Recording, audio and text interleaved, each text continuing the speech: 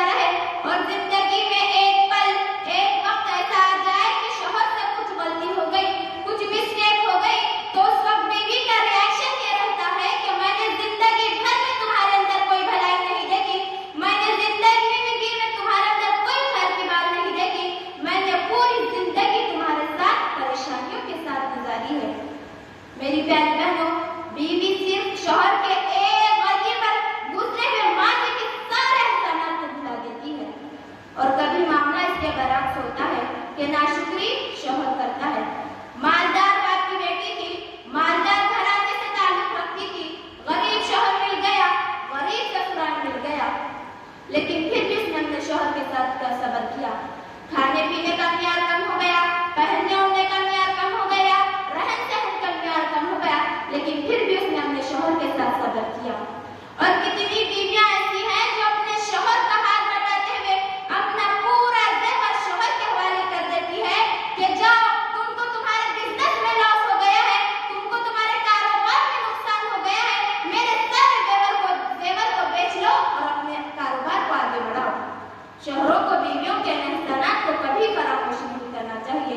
नाशुक्रा होगा वो शौहर जो अपने बीवियों के एहसानात को फरामोश कर दे। आए मैं नाशुक्री के मुतालिक एक कौम वालों का वाक़या बताती हूँ। अल्लाह ताला ने सूरत सबा में यमन में रहने वाली कौम सबा का तज़किरा फरमाया। वो शादाबी, वो हरियाली, वो खेतियाँ, वो फसलें, अल्लाहु अकबर, वो बागीचे, लक़द काना लिसबइन फी मस्कनिहिम आया जन्नतानि अन यमीन व शिमाल। कौम सबा को अल्लाह ने ऐसे बागीचे दे रखे थे कि सड़क के दोनों किनारों किसी भी सड़क से गुजरो बागीचे ही बागीचे थे। पर उन लोगों से अल्लाह के इस नेमत की शुक्रगुजारी ना हो सकी तो क्या हुआ? अल्लाह की गिरफ्त आई, अल्लाह की पकड़ आई। अल्लाह ताला कहता है फअरसलना अलैहिम सैलल आरिम, हमने उन लोगों पर ऐसा तूफान, ऐसा सैलाब भेजा जिस सैलाब ने उनके सारे बागीचों, सारे फसलों, सारी खेतियों को तबाह और बर्बाद करके रख दिया। नाशुक्री की, कैसी नाशुक्री की? अल्लाह ने इसी सूरत सबा में फरमाई। वो यमन से शाम को बिजनेस के लिए जाते थे। यमन से शाम तक का रास्ता अल्लाह ने उनके लिए ऐसा बना दिया था कि कदम कदम पर वक्फे वक्फे से बस्तियां आ रही थी, जिससे उनके खाने पीने का मसला हल है, लूटने का भी अंदेशा नहीं है, इसलिए कि कदम कदम पर बस्तियां आ रही है। लेकिन उन्होंने नाशुक्री की और कहने लगे रब्बना बाइद बैना अस्फारिना, ऐ अल्लाह तू हमारे इस सफर को दूर कर दे। नेमत मिली हुई है पर उन लोगों को अल्लाह के इस नेमत की कदर नहीं है और अल्लाह से ये दरख्वास्त कर रहे हैं कि वो इन बस्तियों को हटा दे। तो अल्लाह ताला ने क्या किया? अल्लाह ताला कहता है फजअलनाहुम अहादीस, हमने उन लोगों को इस दुनिया में इबरत बनाकर छोड़ दिया, कहानी बनाकर छोड़ दिया। वमज़्ज़क़नाहुम कुल्ल मुमज़्ज़क़, और हमने उन लोगों को पूरी तरह तबाह और बर्बाद करके रख दिया, पूरी तरह तहस नहस करके रख दिया। वो शादाबी गई, वो खेतियां गई, वो फसलें गई, अब जिधर देखो उधर घास ही घास है। मेरी प्यारी बहनों, ये वाक़या सबक देते हैं कि जब भी किसी को जिंदगी में नेमत मिले तो मुनइम हकीकी को भुलाना नहीं चाहिए। नेमत मिलने के बाद नेमत देने वाली ज़ात को कभी फरामोश नहीं करना चाहिए। नेमत मिलने के बाद ये ना कहो ये मेरी प्लानिंग है, ये मेरी सोच है, ये मेरी मंसूबाबंदी है, बल्कि नेमत मिलने के बाद कहो हादा मिन फज़्लि रब्बी लियब्लुवनी अअश्कुरु अम अकफुर, ये तो मेरे रब की नवाजिश है, ये तो मेरे रब का फजल है, ये तो मेरे रब का बोनस है। वो मुझे आजमा रहा है कि मैं उसकी शुक्रगुजारी करता हूँ या नाशुक्री। आखिर में अल्लाह